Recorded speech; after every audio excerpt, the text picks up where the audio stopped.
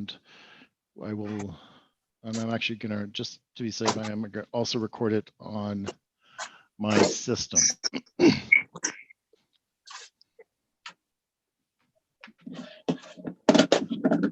Excellent. Welcome, one and all, to Widen Your Gaze Fridays. Just can share my screen here, and I can get rid of that. And there we go. So this is what they don't tell you when they tell you to quit your job to make a six-figure income. It is Widen Your Gaze Fridays. Welcome, one and all. My name is Luc Bouchard, and what I do in the market is as either a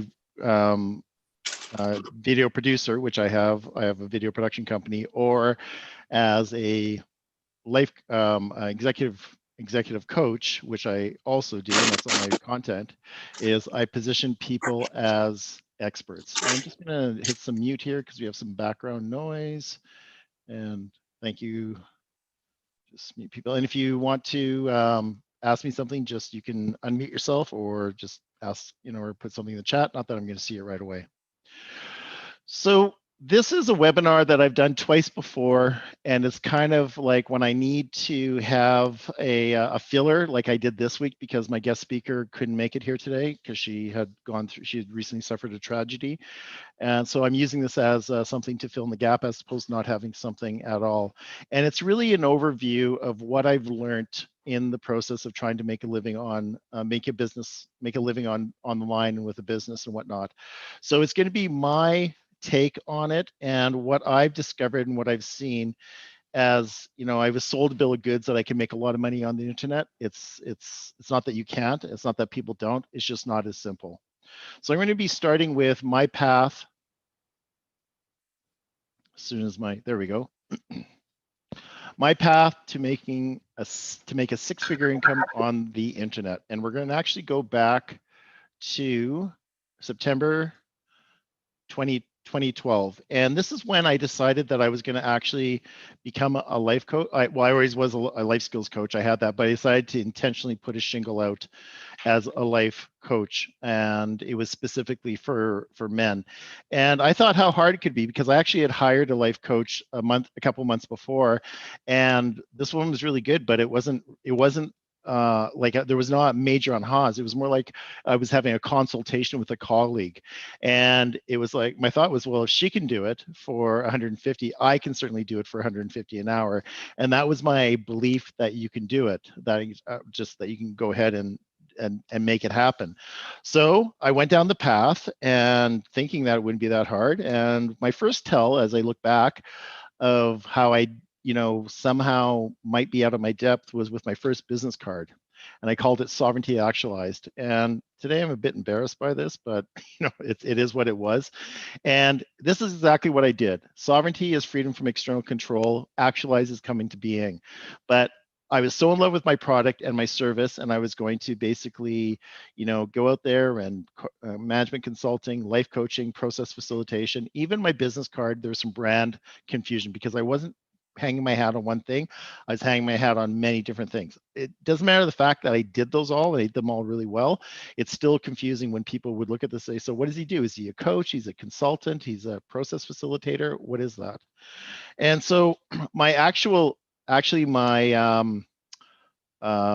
graphic artist really said, are you sure you want Sovereignty Actualized? She asked me 3 times and I said yes every time. Says, okay, well, you're the client. So she gave it to me.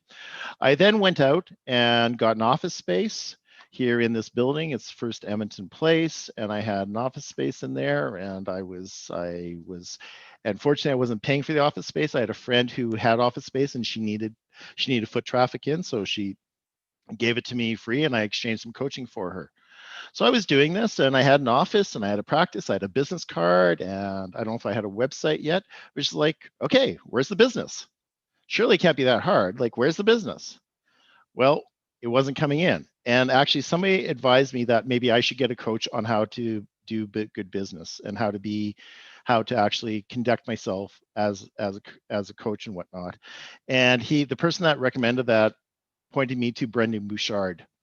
And Brendan Bouchard is a contemporary of Tony Robbins. He actually he talks about how Tony Robbins was really influential to him when he was young, and he's actually had Tony Robbins on his stage, and I think he's been on Tony Robbins' stage.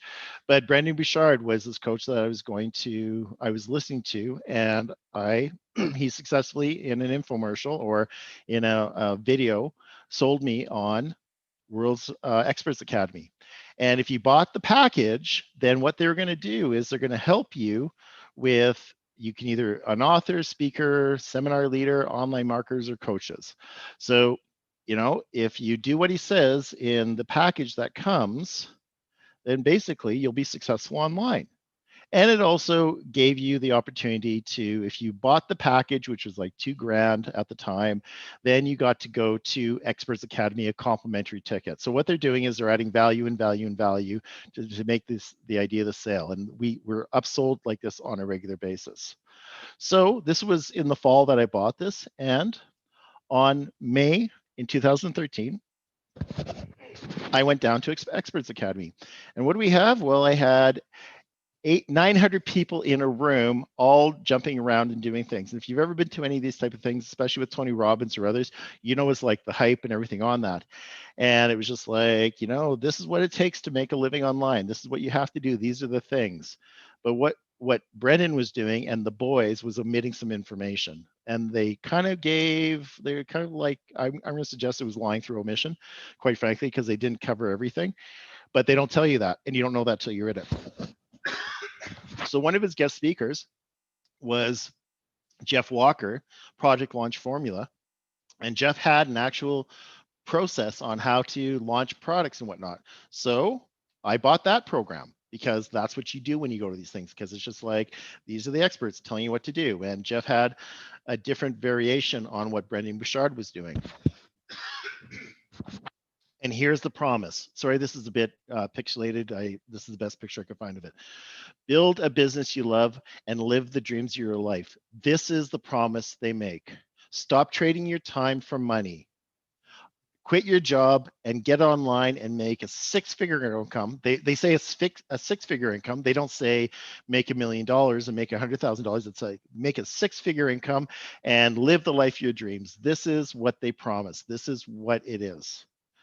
So I paid for it, and I was on track. And when I was there also and seeing Brendan Bouchard and Jeff Walker, they pitched and upsold me on World's Greatest Speaking Training. And it was something that was happening in August. It was literally like 3 months down the road from when I was, or 4 months, something like that. And so I booked that. I bought Jeff Walker's program, and I paid for World's Greatest Speaker Training because I was sold. And I don't go back to these anymore because when I went to World's Greatest Speaker Training, I committed to myself that I'm not going to buy another program, and I still bought another program after that. So I won't go to them because I know that they're very good at being persuasive on spending money and extracting money from you on it. And the other reason why is that I didn't use all the tools that they gave me the first 2 times around with Jeff Walker's program and Brendan Bouchard. Is just like, I haven't used this fully. Why am I going to go get a new one on that? So I booked myself for World's Greatest Speaker Training. And at that point, Brendan Bouchard had really conveyed to me the importance of video and why video is here to stay and it's not going anywhere, and why we need to be on top of video. So I left Experts Academy, hyped up with, I bought a couple programs. I bought World's Greatest Speaker Training, and I came home and I bought gear, and I bought camera gear. And then my thought was, well, I need to get comfortable being on camera. So I took on a 72-day challenge where for 72 days, for 10 weeks, I uploaded new content to the internet every day. And I got to the point where I was so comfortable with it, I could actually generate content 3 or 4 days in a row. And eventually, by the time I was done, and I think by week 7, I had all my content developed because I got a system. And what I wanted to learn, and what I wanted to be able to be proficient at was shooting video. I wanted to get in front of the camera, speak directly to the camera, and not worry about the sound, the mic, the camera, the lighting, all that stuff. And that's why I took the 72-day challenge. And on the 72 days, I kept uploading content. Well, the interesting thing that happened is that on day 30, 2 days before this, I actually shot my content and then realized I wasn't even thinking about being on camera. I was only focusing on my content. So it was that idea of 21 days to form a new habit. Took me 30, but it was that idea that you could form the new habit. And so 2 days later, I shot this content. And to this day, this video gets somewhere between 17 views a day and 22 views a day, or somewhere in there. It's around 19 if you average it out. And as you can see from here, I have 44,000 views. Now, when I recorded this, when I actually took this screenshot of this was a couple months ago, so it wouldn't surprise me if I'm north of 45,000 views on this. This is the only video that has actually gone viral for me or has any traction. It's not as if this is my best video across the board for basically recognition. But this video has also got me clients from Portugal, Geneva, Texas, New Jersey. And the New Jersey one was kind of interesting because it was a 70-year-old man that calls me on the phone and said, my wife saw your video and she said that you and I should talk. It's like, and he hired me as a client, and we worked, or he hired me, he was my client and he hired me and we worked together and whatnot. But this is where I realized the power of video, this one particular video. And I still get comments on this video. I still get people weighing in on it. I have people that are, agree with me, disagree with me. It's interesting though, that this content I made for men, but 55% of the viewers are women. And the comments I will have from women is, he's left me and he won't communicate me. He's ghosting me. How do I get him back? And I'm not popular with the answers. Is I don't fix people. And, if he's not a good fit, maybe you should move on. That's not a popular answer. Anyway, I saw the value and the merit of videos because I did that, and I had no idea where it was going to go. So then we zoom forward, and now I'm in World's Greatest Speaker Training. And I bought another program, World Project Blueprint, and the ultimate guide to, unleash. It's the Black Album. It's all this language of all these promises and whatnot, and how it's going to do everything for you. And in this book, there was, actually I did buy, yeah. So it's from here I decided I'm not going to go to any more programs because I'm going to buy and on that, but I did buy this one. And basically what Brendan Bouchard talks about is the different things that you have to do to get yourself out there. And one of them was, and he said, it doesn't matter which one of these you do first. If you want to do videos, if you want to do webinars, if you want to write a book, what doesn't matter, just do something. So I wrote an ebook on happiness through authenticity, and it was meant as a lead capture to basically give out to people. And I was quite surprised that this book took me less than a month to do. I was expecting it to be a lot longer. It just happened to come out. I was actually, I'd wake up at 4 in the morning with content, and I was in my office, which happened to be in the basement at the time. I spent a year in the basement, and that's why I'm on the main floor, because I'm done being in the basement. But I just had the content would flow. And it was just like, okay, I knocked off my ebook. So this is good. I'm doing what I'm told as a good marketing student. I'm going to have that. So now I have something to give to people. What's next? So I wanted an online program. And I thought, my wheelhouse, what I'm passionate about is helping men be more emotionally available, specifically to their children. I didn't talk about that, but it was just like, how do I help men be more present? How do I help men break the cycle of absentee fatherism? Because I had an absent father.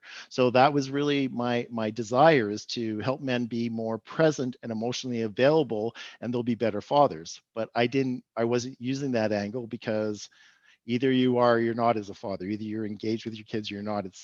And that's an overstatement, but there's some psychology that comes with why men engage with their kids or not. So much to my reluctance, I decided to play the sex card. Be that guy. And where this came from was actually a friend of mine who I met in California. She was actually here. She's a Canadian, and she went and saw the guy that the Wolf of Wall Street, I can't remember what his name is. Leonardo DiCaprio basically played him in that? Have I frozen? Are you guys with me? Oh, so I was looking at the wrong screen. Okay, we're still good. You can still hear me, Sima? Okay, thank you very much.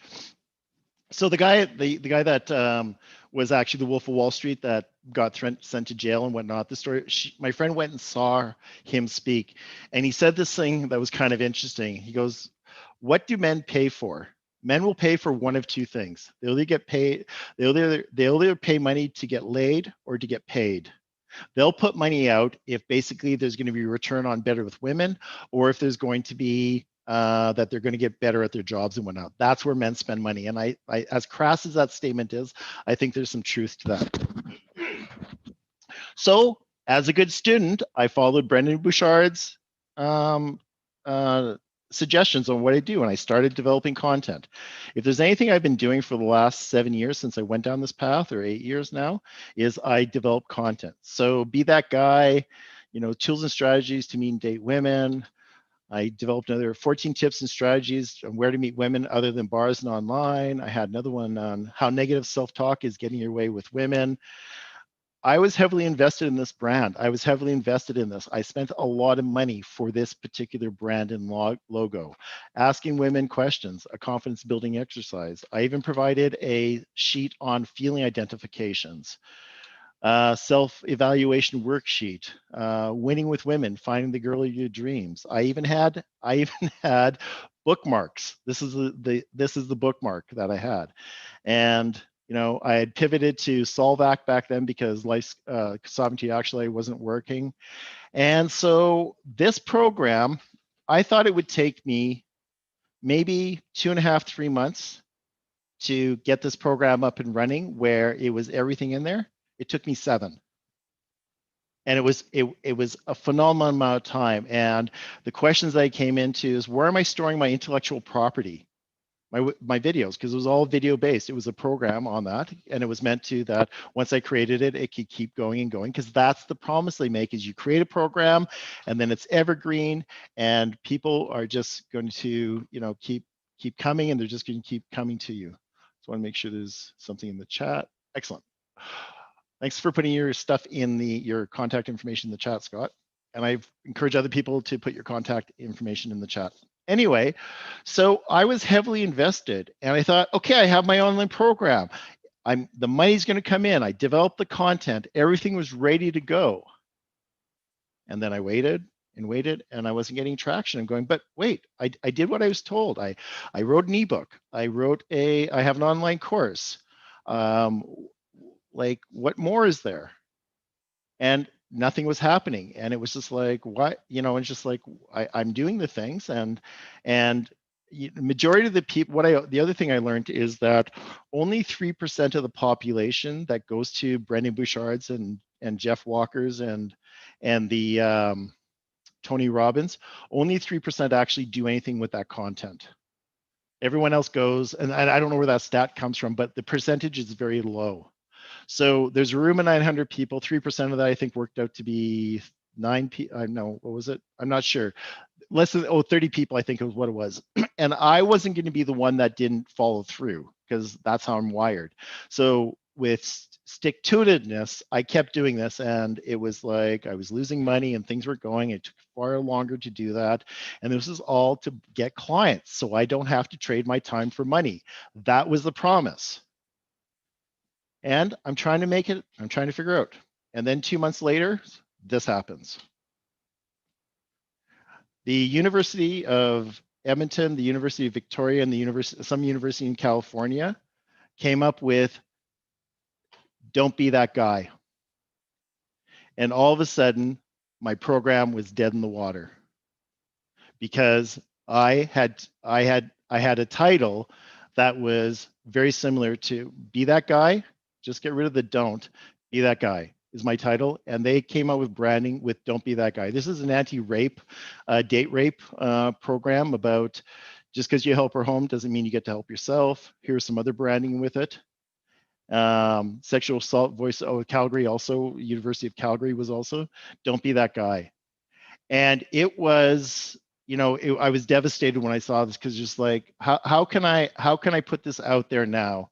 because of this branding on this. And it was just like, I didn't even know what to think because I had so much invested in that program because I was told, write your ebook, do your online program, the money's going to come. If you do everything we tell you, the money's going to come.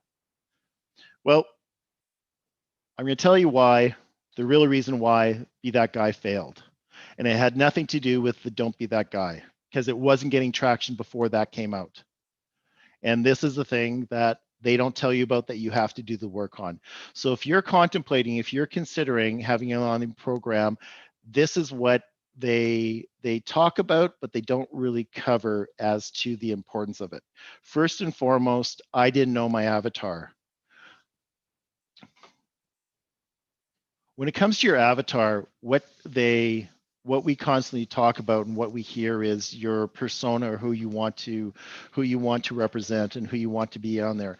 So the conventional theory with defining your ideal client, your customer, your avatar, and avatar is just your ideal client and customer, for those of you that don't. And before I went to Brendan Bouchard, I had never heard of the term. And people usually think it's about we game and counseling, we counsels and whatnot. But when I just lost my train of thought. When I started down this path, I didn't know the importance of defining your ideal client. And so once I went to start taking Brendan Bouchard, I was thinking, okay, so who's my ideal client and who can I point to? Well, for the Be That Guy program, my ideal client was Raj from Big Bang Theory. Now, I'm not sure if you guys are familiar with Raj.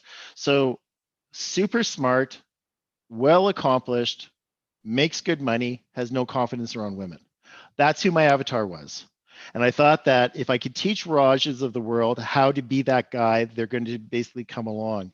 And I had someone about 3 years later, point out the fact that Raj wasn't my actual avatar. Raj doesn't want to be another guy. Raj just wants to have confidence. He doesn't want to turn to someone else. And so my work on my avatar was flawed from the word go, because I was misguided as to what specifically my ideal client would want.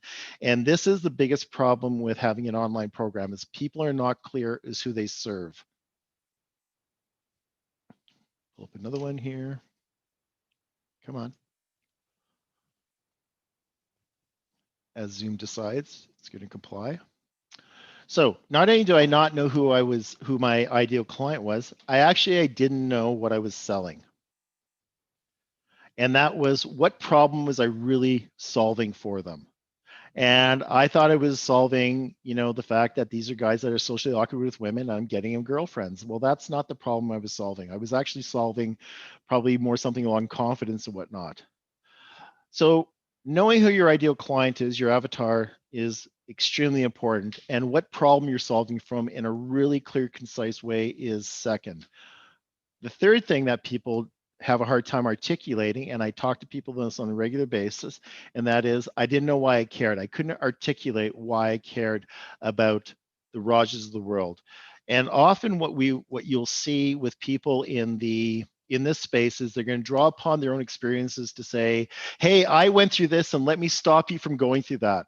If I can just have one person not go through the misery I went through, I would be really happy. So, but I've actually never had a problem with finding girlfriends. It's not as if I can relate to the Rajas of the world, because how I am is how I am, and this is how I show up. And so it's of course I have confidence issues, and of course I feel like sometimes I'm muddling through and whatnot, but the Raj that I identified is that someone who's had one girlfriend, or basically one or two girlfriends, but has had a long dry spell. I've had dry spells, but not like years, as to who I had identified. So my motivation wasn't even there, is to be able to say, well, why do I care? Why do I care that I help these guys out? And that is something seriously lacking from people. And if some of you that have been on my calls in the past have heard me ask these questions: what do you sell? How do you know you're relevant? And why should I believe you're doing what you do for anything other than money? That's the last one in the care. Why do I care about this? Well, here and now today, if I think the real reason that I would be doing it is because I don't like seeing people suffer. I don't like seeing people be unhappy. If I have skills and abilities to help people, I want to be able to do that. But I didn't know, I couldn't articulate in a way why I cared.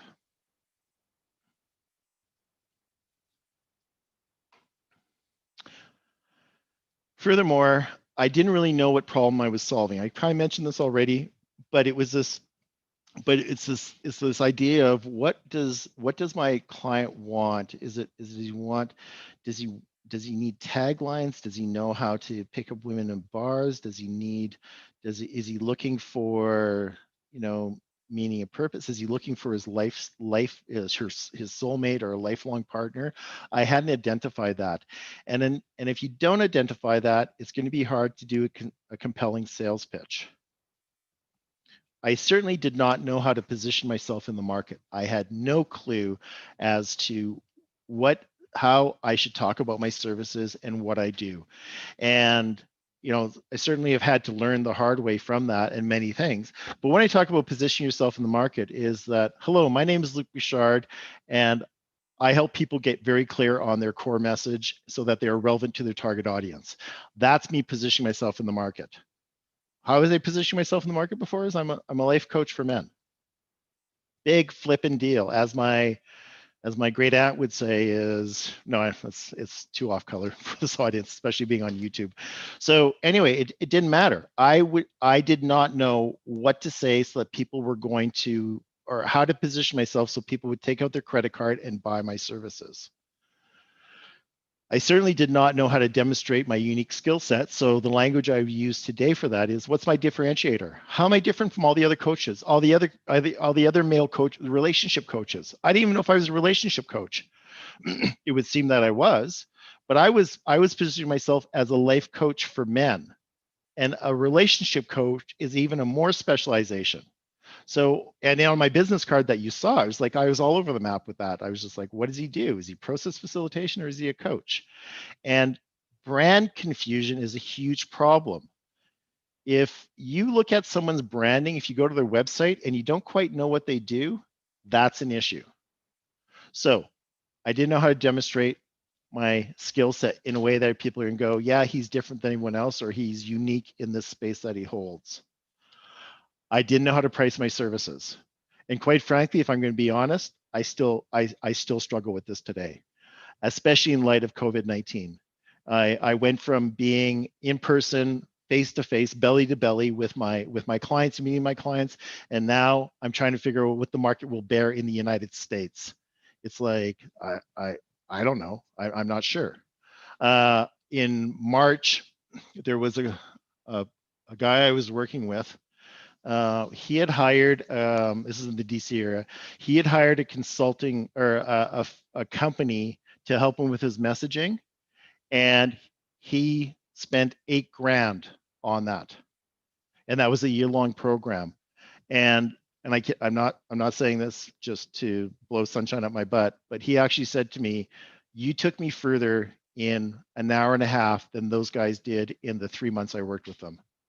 He says all they did was they gave me a piece of paper with a whole bunch of words on it, and I had no idea what that meant. And he goes, I'm not going back to them, and I'm not going to ask for my money back. And I actually was able to identify what he sells and his unique talents to him in a way he'd never heard before, and he's changed his branding on that. So could I charge 8,000? Would I want to charge $8,000 for that? Yeah, of course I would like to charge for that, but I don't know what the market's going to bear in there. And even with, as some of you know, with this, have you seen me do my elevator pitch diagnostic, which I will be talking about at the end? I'm not sure what the market's going to bear on that. So pricing my services is still an issue because I'm in different jurisdictions, and if I'm talking to people in California versus DC, is it the same? Is it different? Well, I don't know. So this is something else you have to learn, and there's no one that's going to, they have these there's different ways that you can price it. Well, you can do this or you can do this, and I'm going, I don't know. So that was something else that got in the way as to why I was not successful with Be That Guy, because I was using pricing that was kind of like this 6-figure income. It was like, okay, 1997, because we can't say it's 2000, we have to say it's $1,997, all that kind of stuff. I also mentioned that I didn't know what set me apart from other coaches. Said differently, I didn't know what I was doing. And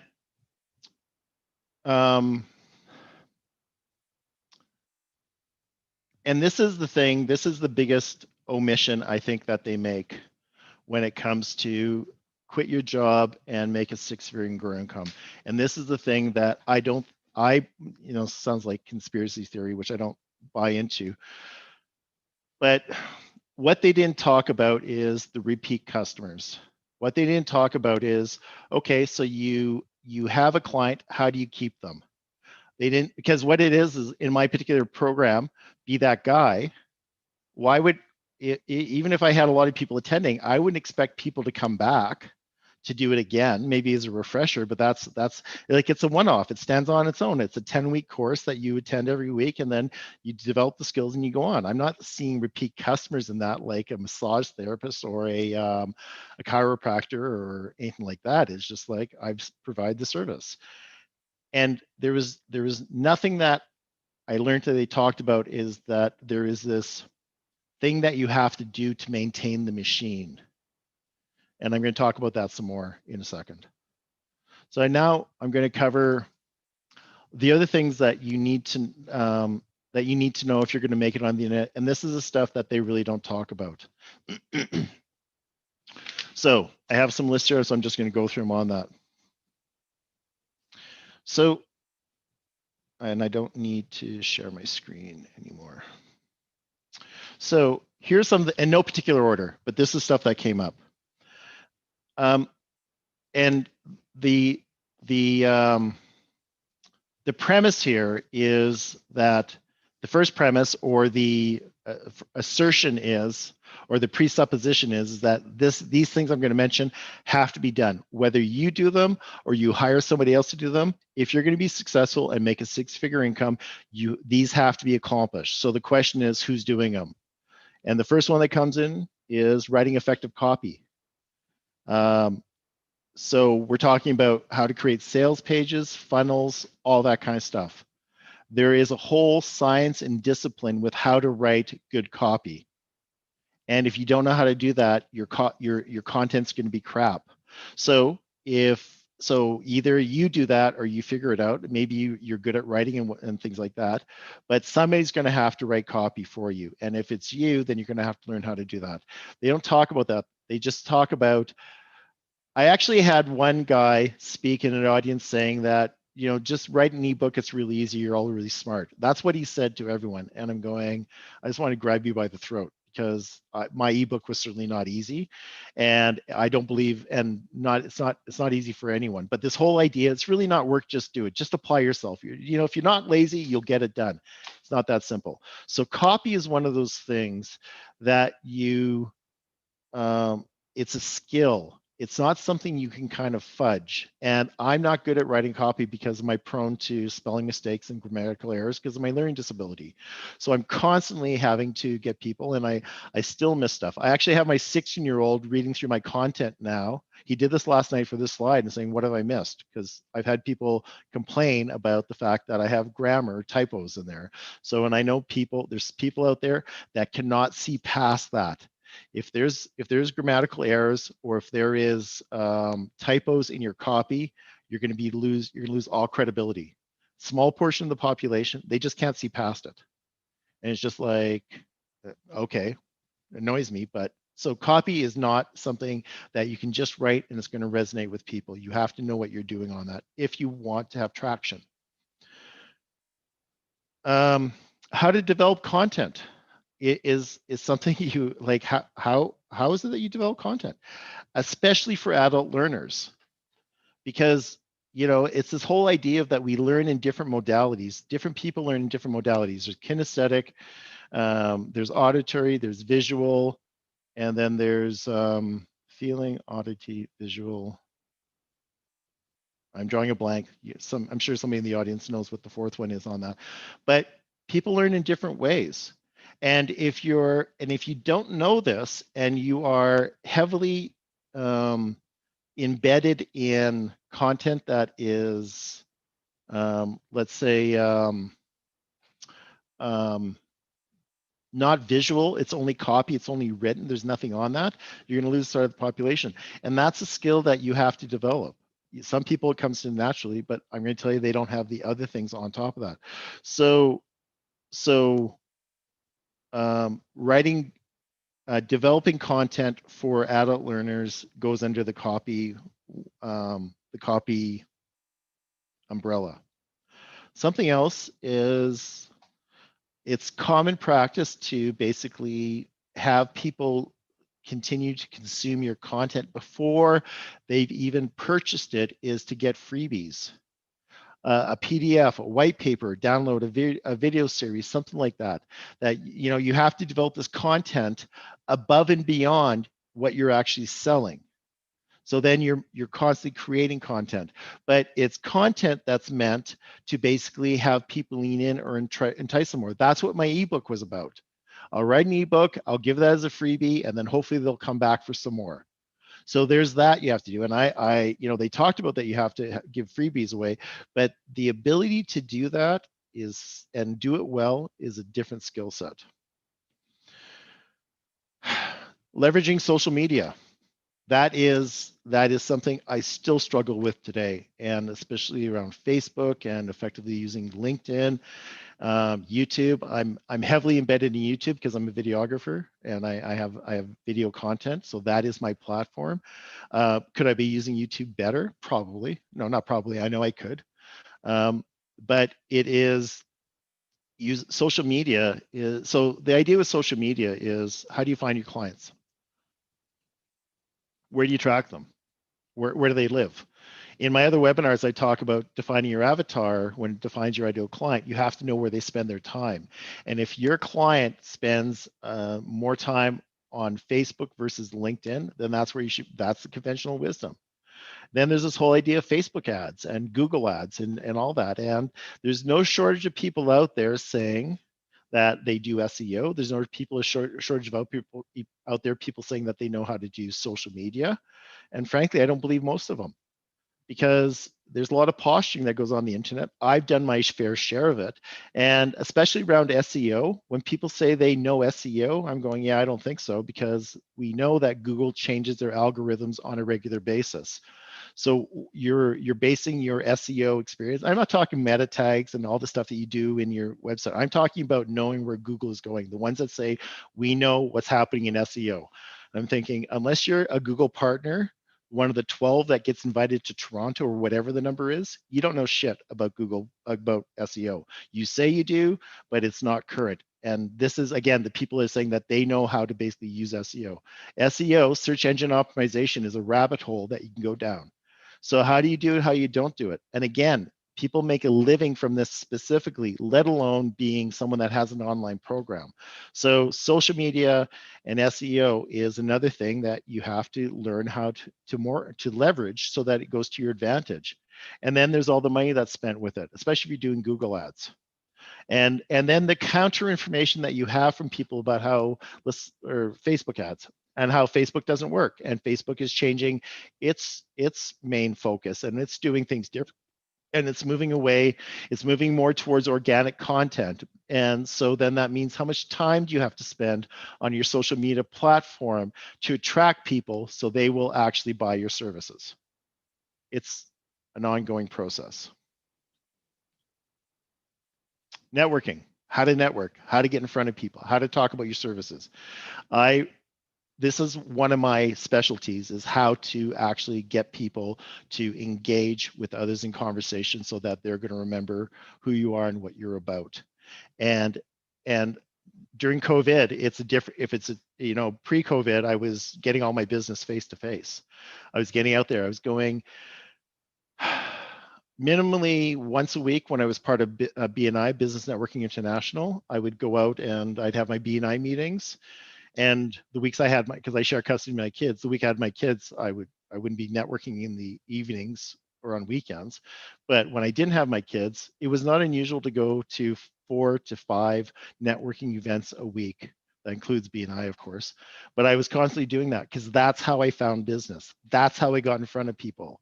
My method for before COVID of basically what I was doing for engaging people is I was giving away free content on presentations. And my model, or what I was looking to find, was I wanted to do ideally 12 presentations a year, which is hard in December, but I wanted to do 12 presentations, and I want to get in front of anywhere from 10 to 20 people. That would be, if of course I wanted bigger audiences, but on that, and that's how I was getting traction. Now, suffice to say that COVID has actually got me to in front of a whole bunch more people. This is my, what is this, my 116th, 17th webinar, and I just did my numbers. I've gotten in front of, I've presented to over 1,300 people. So not bad comparatively what I was hoping for 120, maybe, you know, whatever, let's say 20 times 12, so 200 people at best. I'm far surpassed that. So how you talk about your service to other people, how you position yourself, how they're going to not hear you as just somebody else that's just saying, Matt, come join my program on that. And I could feel people rolling their eyes when I was initially starting. It was just like, you know, I'm glad there's no videotapes of me networking back then, because I'm pretty sure it'd be not fun to look at.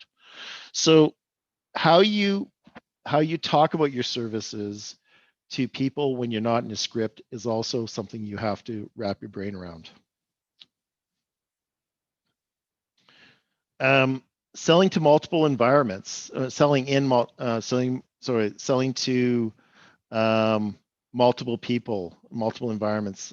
So what I mean by that is that, you know, how you sell to a company is going to be very different than how you sell to an individual. And knowing what space you occupy. So are you in business to business or business to consumer? So part of that is very important of knowing that. And I'm not sure if there's any realtors in the audience today, but the thing that I see specifically that where realtors are problematic with their pitches, with their sales pitch or their elevator pitch, is that they shoot themselves in the foot by saying things like, so who do you sell to? I sell to everyone. That's not a good answer, because then you sell to no one. Or, you know, people in the financial industry that are selling like World Financial or Prime America or something like that. You know, who do you sell insurance to? Who do you help save money? Anyone. Well, that's not the answer. I had one financial services person say to a group of people, says, I don't care about money. And it's just like, I don't believe you. Like, I don't believe you don't care about money, right? So how we position ourselves in front of people, how we talk to people is also a skill that we have to learn. Since visual is such an important thing for basically making impressions upon people, you're going to have to, you know, you're probably going to have to learn how to use Photoshop or GIMP or GIMP or whatever it is, the free software version of, or the open source software of Photoshop. GIMP is the one I use on that. And it's set up almost exactly like Photoshop, but different things on that. You know, one of the crazy things with being able to use images is formatting it to the right size for the different platforms. So if your YouTube banner is a very different format size to your LinkedIn one versus your Facebook, and how to reformat pictures in a way that's going to work is, and often, well, Meetup's a prime example of this. Meetup platform, they don't even, they tell you how to format your picture, but it still doesn't seem to work. I format to that size and then it doesn't give me the results on that. So then you're either formatting your own stuff and muddling through, or you're hiring someone to do it on your behalf, which increase the costs. So, you know, because we are so visually orientated, you need to have visuals on your copy, because that's what brings people in. And where do you learn how to do that? Video production is the very same thing. Is if you're going to have video, you're going to have to edit your work or hire someone else to do it. And if it's not edited well, there's no point to have the video, because then no one's going to watch it. Because if it's just something that looks like the dog's breakfast, and especially if the sound's not right, what I tell my videographers is that your first consideration is sound, and if you don't nail the sound, I will crucify you. I will be unrelentlessly unforgiving, because I can mess up the sound myself. I can easily screw up the sound. I'm hiring you at a good rate to nail the sound and then the visual and the lighting. but the sound, because I do talking head videos. This is a talking head video is when anyone is like, they're not using visuals, they're just conveying an idea. So the sound has to be absolutely perfect. And people think that they can edit work and it's really easily. It's all in the editing. Of course, it has to be a good message and it has to be shot well, but it's the editing where the magic comes together. You can change the tone of a message very simply by how it's edited on that. So I'm going to take some questions right away, but I just want to point out one of the, or just something else I just want to shine light on. So this is, so in essence, what they don't tell you, and this is kind of like the point to all this, is that they don't tell you need to have 3 different disciplines to have an online presence. You have to know your stuff. You have to know more than the people who are going to come to you. Why would they come to you? Why would they give you their time, let alone pay out of pocket for your service? And this is one thing that Brendan Bouchard was extremely, I'm very grateful for, and it's something he really hit home is that you have to be a lifelong learner. If you're going to be position yourself as an expert, you constantly are learning, because if you don't have more knowledge than your clients, why are they going to come to you? So that's the first discipline you have to have. There we go. The second discipline you need to learn, and having your skill, your expertise, and your mastery, that's fine, but that doesn't necessarily mean that you know how to actually market yourself. So that's the second thing. How do you market yourself? How do you position yourself so people are going to take out their credit card and buy and hit purchase? That's a whole other discipline. And the third discipline is how do you keep them coming back? Because we know that a buying customer is easier to retain than a brand new customer. We want to engage the customers that we have. But if you have a service that's a one-off, it's like my video production company. I get repeat customers, but generally people want a video and then they move on until down the road when they want another, and hopefully they'll come back. But it's not as if I get people that are hiring me for multiple videos, like a whole series on that, as much as I would like on that. So how do you get them to come back? And this is the example I'd like to use just to ground this. And it's based on my being an artist. I'm actually, I do abstract art, and this is a sample of some of my stuff. So very nice, Luke. Oh, thank you. Yeah, I love. Thank you. I love Yeah, your. it's actually, so here is, Yeah. so that one in the corner is one I showed you. There's one on my living room wall, and then there, and that one in the middle is mine. So Oh, very nice. tour of my my living room and dining room. So way before I was ever in the entrepreneurial space or making it out on my own, and it's a nice euphemism, entrepreneur, to, you know, just like you're creating your own job in many ways. Way before that, and when I was in university, I painted abstract. I took art courses, and I found I really like painting abstract, primarily because I couldn't do representational art. If you ask for a bowl of fruit, it was not the bowl of fruit, it was the dog's breakfast, right? So I was able to do, and even with abstract, there's rules you have to follow. You can't just paint something and say it's abstract. There's still rules. It has to be balanced. It has to be, it has to contain your eye that you're looking. You're not wanting to, you know, if you look at something and your eye's taken off of it, then you haven't succeeded. If you have a huge value in one area and not the value, then it looks like it's going to fall over. So there's still rules to abstract art.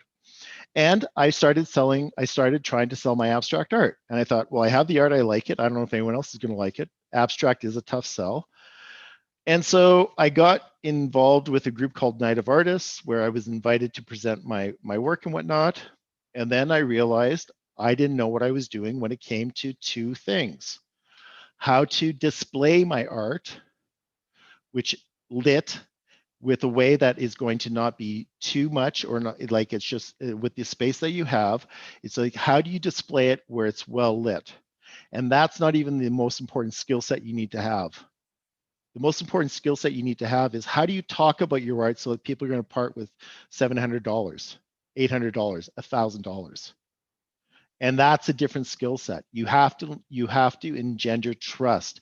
People actually, I didn't know this till I was in it. People want to know that actually your work is going to appreciate that you have that. So they're going to ask things about where were you trained? Where did you learn? Who did you study under? And because they're making an emotional investment in your art. And the fact is, I knew how to do art. I'm okay at it. I like my work, which is important. But when it comes to selling it, I sold some. I was never that successful, but I didn't know how to sell it. And this is the exact same thing about having an online program. You have 3 disciplines, or you're going to hire someone to basically help you with the other disciplines. You have to have whatever you're doing that makes you unique, that no one else has. So your program, your service, whatever that is, you have to know how to position it so people are going to buy it. And lastly, you need to know how to continue to have repeating customers if your product isn't something that generally brings people back. And that's what they omit. They don't talk about how do you maintain the machine. Even Meetup is a machine that I'm doing that I have right now, Meetup Pro, to get this. It's something that, in the first 3 months, it's like there were 14-hour days just to keep it going, to stay on top of stuff. I've slowly built systems. I slowly figure out ways to do that. But to get to a point where I have 9 separate webinars, I was creating content every month. I would finish one content and then I'd have to start doing the next one for the engagement. And this veiled promise that your life is going to be easier by having an online program or an online message is nothing but pure bullshit. There's no other way to say it. It's a promise that they don't talk about all the stuff you need to do, all the disciplines you need to develop.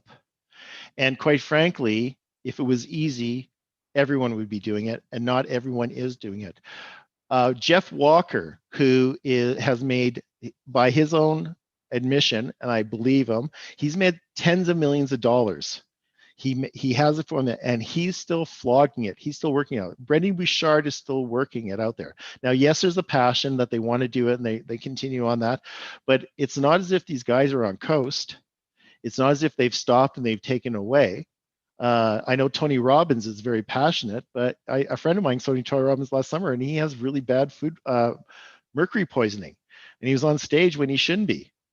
That man's driven and whatnot, but it's not a simple slam dunk. You're going to do it, and then it's just all going to come together, because life doesn't work that way.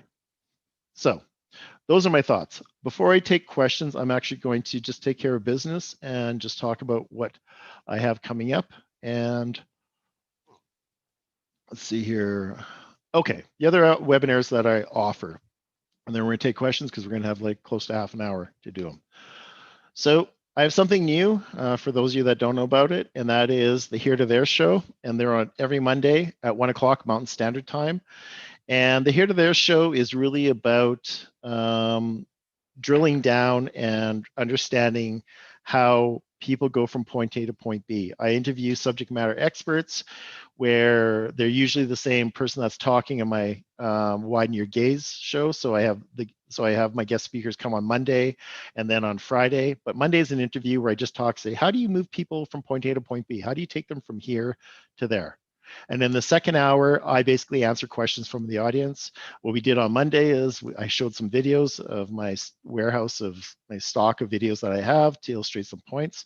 So yeah, on Mondays, this Monday, if you can make it, great, and bring your questions, and consider that you get a free coaching session if you ask me questions, because I'm there to serve. The next day, Tuesday, I have dealing with difficult interview questions, and that is going to be on Tuesday, the 27th. 2 days later, I have ageism, navigating the potential minefield. The main takeaway from this is that you have to give, if you're looking for work and you're worried about ageism, you have to give people a reason to see past your age. Because if they can't see past your age, then you haven't really positioned yourself as how you're going to solve their problems. And if they can only see your age, and that's going to happen regardless. People are just going to see your age and they're going to dismiss you, then you can't do anything about that.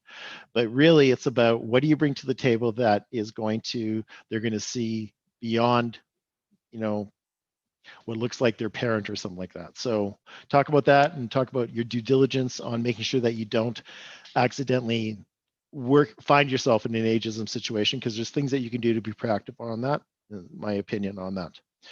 Then widen your gaze the next day is going to be my guest speaker is Bobby Sabat. I think that's how you pronounce her name. And it's the co-relationship between empowerment and forgiveness. So this is probably more of my woo-woo, one of my more woo-woo talks about this, and how, what we need to understand is the importance of forgiveness and how we get empowered with forgiveness. And it's a very powerful tool. So that's in a week today on the 30th. Then on Monday, of course, I have the Here to There show. And then I have dealing with difficult interview questions, which is really all those questions that people hate being asked, like, tell me about yourself. What are your strengths and weaknesses? Why did you leave your last job? What are your salary expectations? Where do you see yourself in 5 years? I answer all those questions and more. And this is an opportunity for you to come and stump me. If you can basically throw me a question that I don't know how to answer, that'd be kind of fun. So come on November 3rd and bring your difficult interview questions. Then we have the defining your ideal customer, your client. And this is everything I talked about is, if you're in business to business versus business to consumer, how do you identify your ideal client and make sure that you're actually giving the right message to them? And we talk about that, and that's on November 5th. Then widen your gaze, and then I have Colin, a repeat speaker, Colin Christopher, coming out. This is the second presentation. Colin is a hypnotherapist. He does sales training. He works with corporations. He's published. He's been on every major network, like especially the United States and Canada. He's been a guest presenter on some of his content for them, or he's been interviewed. And so, yeah, knows what he's doing. And his topic is outperforming the competition, 7 steps to increase your sales by 200%. And that's going to be on November 6th. And then, of course, the following Monday, Here to There show. And we're almost through these. So then I have how to develop a compelling elevator pitch. Part 1, the value proposition. I'm using some new branding on the stuff, some new images to try and convey the message a bit differently. And this is about what you bring to the table.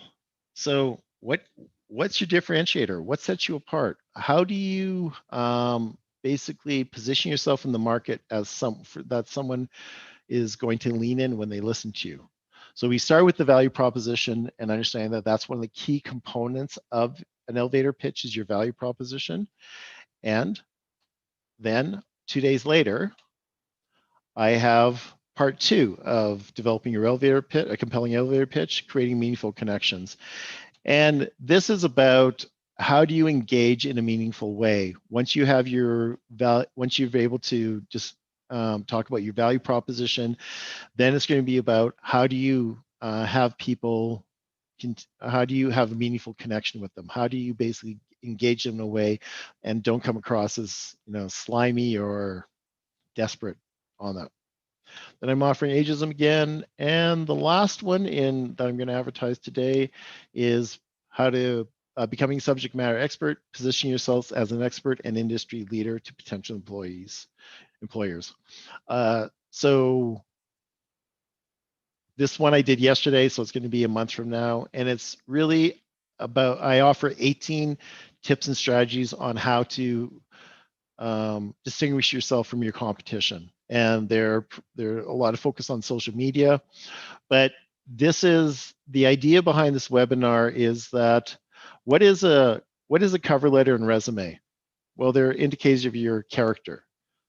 And how do you use other ways to demonstrate your character? So I give you like 18 tips on that. In closing, before I take questions, I do have a service that I do sell, usually from $197. It's my elevator pitch diagnostic. It is 90 minutes of my time.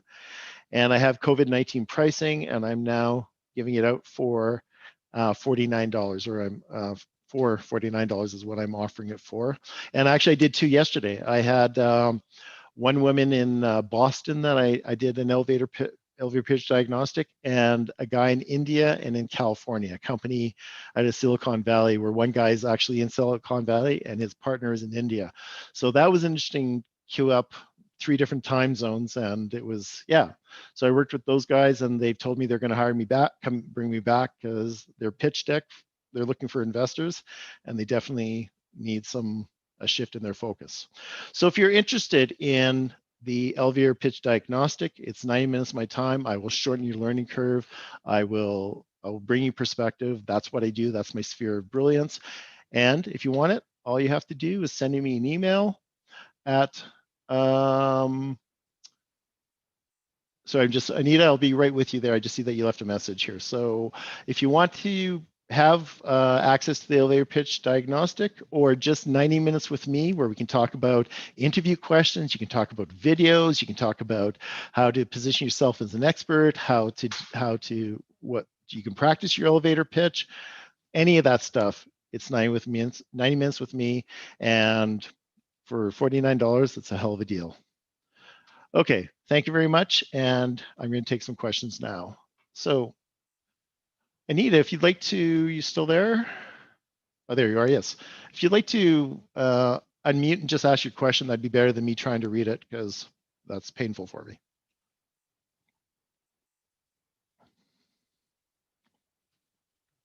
Okay, let me try reading the question. I just realized you sent it to me privately, so maybe there's something here.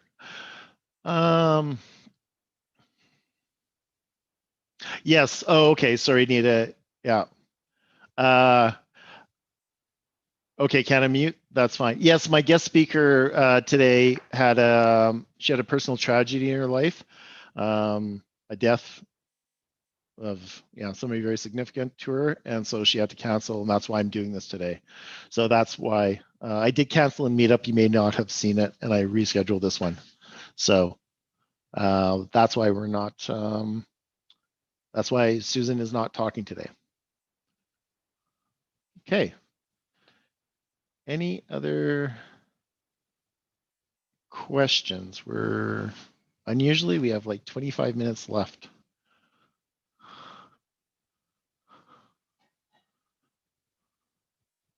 Well, I'm curious about how you started your painting career. Oh, well, that's an interesting question. Well, and as you know, with me, Mary, there's no really short answer, is there? So I'm going to explain or give a bit of background. When I decided to go to university, I was 30. Well, actually, yeah, I decided I need to go to university, and I enrolled at the University of Alberta. Well, there's a bit of more of a path there, but let's just say that by the time I made it to the U of A, I was taking courses and I was doing a degree in psychology, and it hit me that, wait a minute here, I'm in one of the biggest universities in Canada for population wise and for where they're at. They're outstanding what they do. There's all these disciplines around me, and maybe I should, besides psychology and sociology. And it was like I made a decision to take the least amount of courses I had, the least amount of courses for my major and my minor for psychology and sociology, and I was going to take those, and then I wanted to start taking a lot of other anything else that interests me. And what had happened before this is I was in a college trying to transfer into the U of A, and it was Concordia College, and they've now branded Concordia University College is what they call themselves. But because it was a Christian institution, I had to take religious sciences. I had to do religious studies, and I was annoyed that I had to do that because I had no faith, I had no spirituality. It was just like, I don't want to take a course on religion. That's not what I'm interested in. But I had to do it. So I took Religions of the World. It was a 6-credit course. It went the whole year. Actually, I think it was mandatory. You had to do that. So I took it. And then I discovered something very interesting. I discovered that maybe my elders do know what's best for me, because that course changed the way I saw the world. I took a course, and now I understood. Now, for the first time in my life, I was born a Catholic, not a practice. My mother wasn't a practicing Catholic, but I was born Catholic. So we would go to Mass, a couple times a year, Easter and Christmas primarily. but I didn't know what Judeo-Christian meant. I had no idea. I didn't know what prehistoric religions meant. I didn't know. I didn't know why the uh, how um, what was it? There was I forget where it's in the Middle East where you have multiple wives. I'm drawing a blank on this. What that was really based in, why that actually that a man would have many wives in and not a harem. I'm talking about the fact that he had many wives. I didn't know any of that, and my eyes were opened up, and I saw the world differently from this course. And then I go to University of Alberta, and it was just like, I want more of that. I want to take more things. So I did philosophy courses. I did interdisciplinary courses on science and technology. I did a course on film studies. That changed the way I saw the world. And I started taking acting classes, and I started doing art.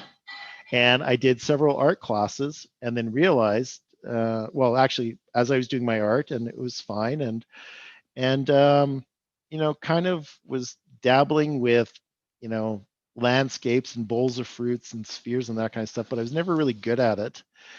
And I graduate from university, and I get my degree, and then within the next year, I'm actually, it's a Friday night and I don't want to go to a bar yet again. And I want, what do I want to do? I want to do something differently. So I started painting. I took out all my abstract art and I started painting, and I started just basically engaging in art, marking paper, leaving with acrylic and whatnot. I mean, right back, I'm going to grab something just to illustrate a point here. So what I did was I started painting and not really invested in anything specifically. And then one day I painted this. And this piece has kept me painting for many years because it's one that, and I don't know if it really displays well on video. That's cool. Thank you. But it's one that I get very interesting comments on.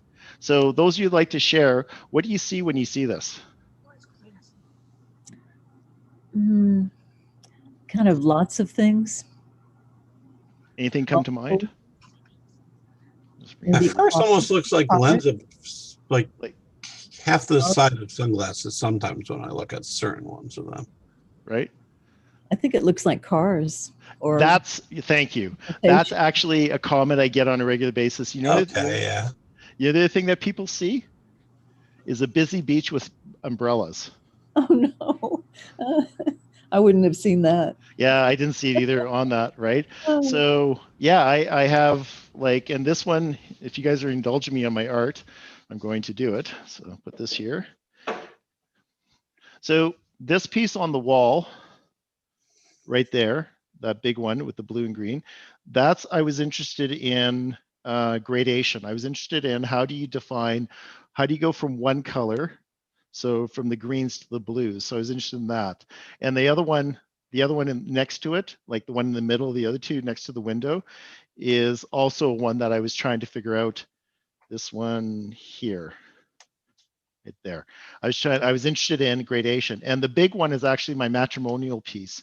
It's the piece I did for my ex-wife and I for our wedding day. And it's the biggest piece I did. It's like 4 feet by 6 feet. Or close to that and whatnot. That is really beautiful. Thank you. Mm-hmm. Thank you. And the thing I learned about abstract art, which is kind of interesting, is that you see faces. Thank you very much, Anita.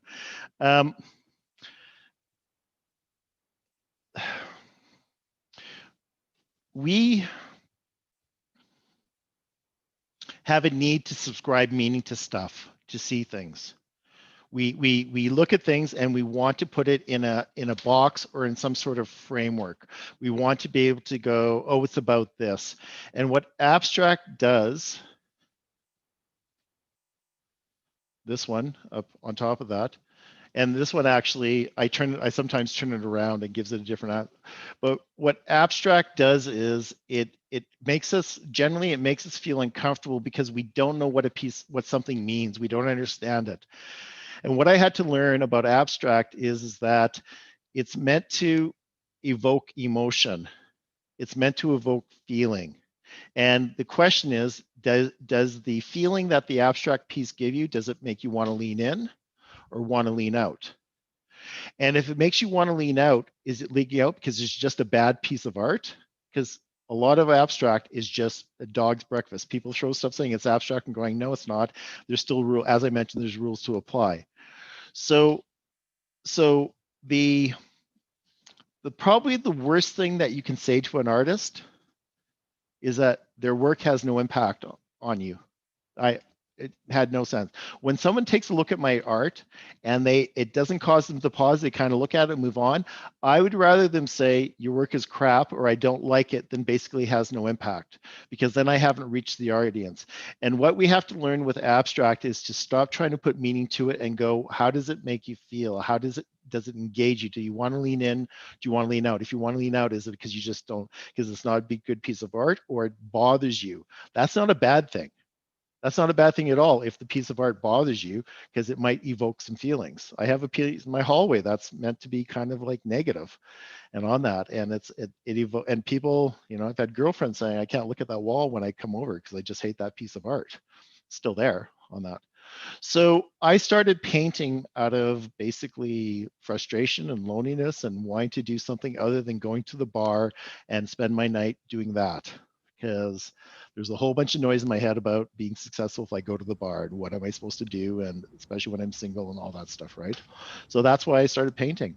And if you ever want to have an insight into someone, show them a piece of abstract and hear what they have to say. I was commissioned to do a piece for a psychologist I was working for. It was just like I said, it was like for his office, and it had a lot of it was basically only, well, white's not a color. There's a lot of white in it, but it was black, yellow, and red. And it had a fair amount of red. And one of the psychologists said, oh, we can't put that here. It's too violent. Too violent? The hell? What do you mean too violent? The red was violence for her. Yeah. And it's actually in my basement because it was just like she convinced the owner that, no, that's too violent. We can't have it. And it was just like, okay, but it's an insight. You get actually insight into people's mindset when they look at abstract art, because they subscribe meaning to it. Mm-hmm. That was a great story, Luke. Thank you. I feel like I'm being indulgent with my audience when I'm here to serve. So thank you for saying that. Well, you're a good storyteller. Thank you. I'm learning that about myself. So okay. So are there any other questions about, does anyone have any aspirations of trying to make it online? And if you want, we have 15 more minutes, so I'd be happy to talk about some things that might be able to help you navigate it so that don't go through all the craziness I went through. This really was crazy. And this is the other thing, I'm sorry I asked a question, but had I known, this is the craziness. This is the not knowing what to think, the cognitive dissonance. Had I known what I was in store for, I don't know if I would have went down that path. I don't know if I would have went back trying to find work, because I was actually having a hard time finding work.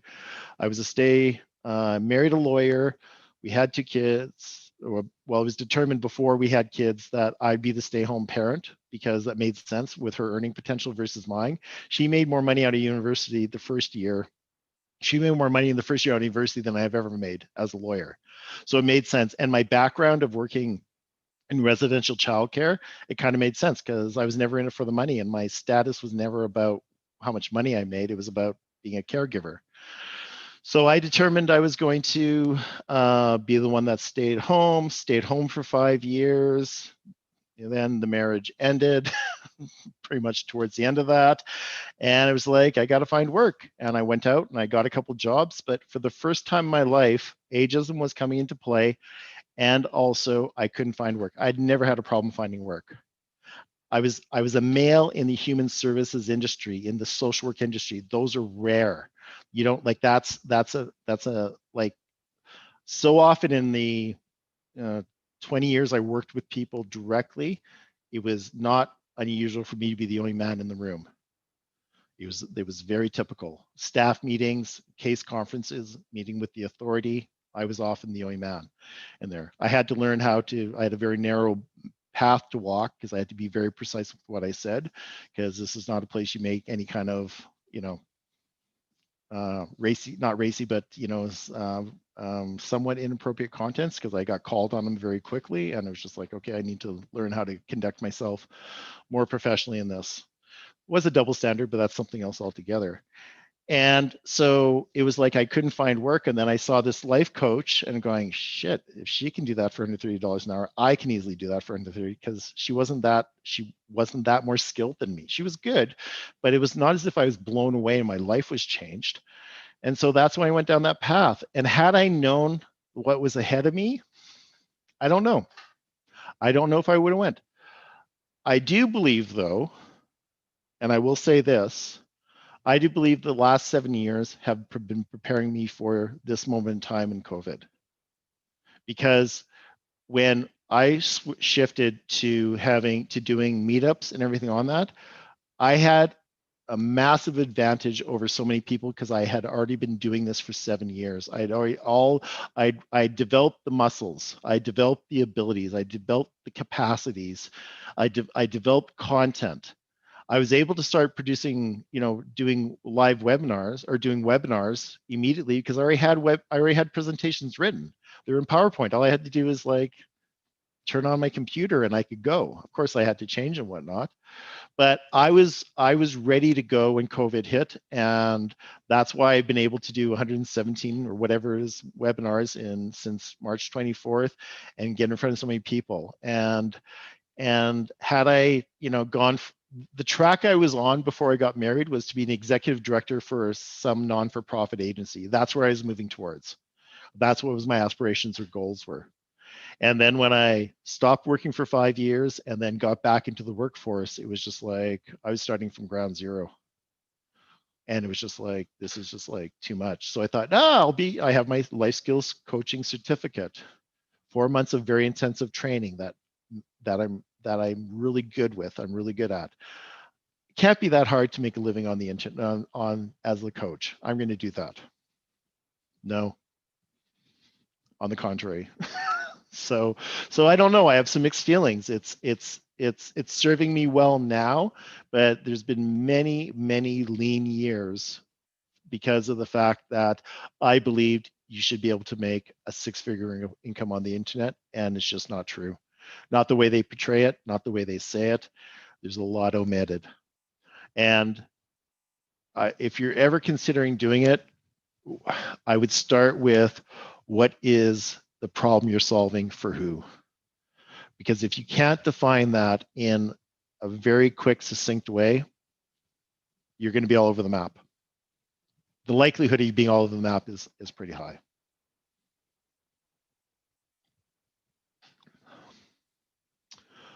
Okay, well, if there's no other questions, I'm going to actually bring this to an end and get on with the rest of my workday. So thank you one and all for being here. I appreciate it. And I look forward to seeing you in future webinars, and come back for Widen Your Gaze.